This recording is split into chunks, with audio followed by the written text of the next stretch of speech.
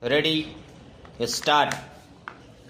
Additional shares were sold and amounts aggregating about rupees 38.62 crore were received between 31/7/2019 and 11/9/2019, which were adjusted towards the outstanding principal debt as per the agreement between the parties. The financial creditor in its additional written submissions has been placed on record certain contemporaneous and other email exchanges with the corporate debtor supporting such appropriation adjustment which have not been answered by the corporate debtor. It is further observed that interest of rupees 20822,083 for the quarter ending December 2019 fell due on 1/1/2020, which maintained unpaid by the corporate debtor.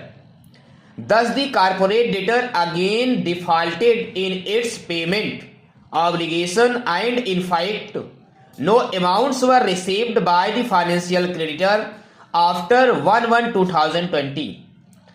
In other words, the non-payment of the interest amount due and payable as on 1/1/2020 constituted a default within the meaning of Section 3, Clause 12 of the Code.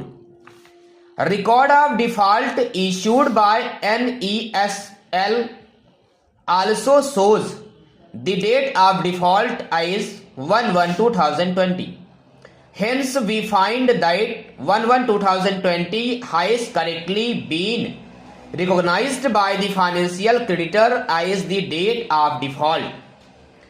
We also find that the amendment of date of default by the financial creditor was not an arbitrary, whimsical, or capricious act, but was carried out for valid reasons backed by credible evidence. In view of this, reliance of the corporate debtor on judgment of Honorable Apex Court in BK Education Services Private Limited, Supra, and order of this bench in Inaski Sobhi Supra will be no avail. Therefore, issue number 5 is decided accordingly. Issue 5. In its written submissions, the corporate debtor vehemently contends that the rejoinder and additional rejoinder affidavit filed by the financial creditor ought not to be taken on record because the latter has brought on record certain new documents in its rejoinder and tried to set up a new case altogether. In this connection, it is noticed from the record that the learned counsel for the financial creditor was permitted to file rejoinder, if any, as well as additional affidavit by the orders of this bench dated 14/9/2023 and 8/1/2024. Thus, we find that both the rejoinder and the additional rejoinder were placed on record with prior leave of this bench, as the corporate debtor's reply referred to additional facts as letter of rejection of OTS by the financial creditor and copies of emails for appropriation of the sale proceeds of pledged shares. The bench of exercise of its discretion under Rule 42 of NCLT Rules 2016 permitted the financial creditor to file a additional rejoinder. Let us now consider the nature and contents of documents which have been brought on record by the financial creditor. First, the financial creditor has placed on record copy of the OTS proposal made by the corporate debtor to the financial creditor by the letter dated 25/5/2021 so as to meet the challenge of limitation mounted by the corporate debtor in its affidavit in reply.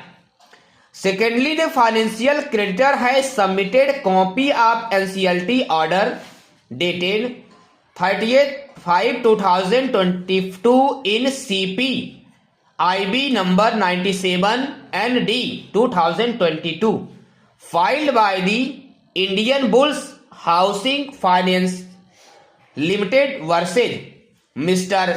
Subhash Chandra under section 95 clause A of the code, under which interim moratorium was in operation, along with copy of master direction of RBI dated 1/9/2016, which are essentially public documents.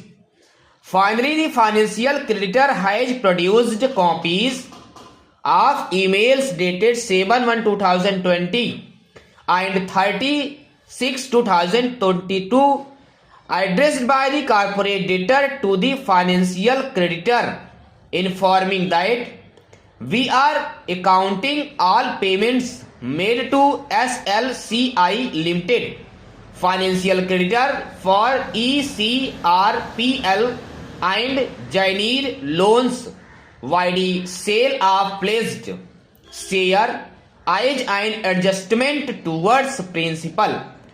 Thus, we find that the primary object of the financial creditor in filing rejoinder and additional rejoinder was to bring on record relevant documentary evidences so as to effectively deal with the objections raised by the corporate debtor in its affidavit in reply and to buttress its own case. We do not find that pursuant to filing of rejoinder and additional rejoinder, the financial creditor has come out with a new case altogether. The judgment of the Honorable NCLAT in the matter of State Bank of India Supra is distinguishable as the facts in present case are different, in as much as no new case has been made out by the financial creditor in the rejoinders.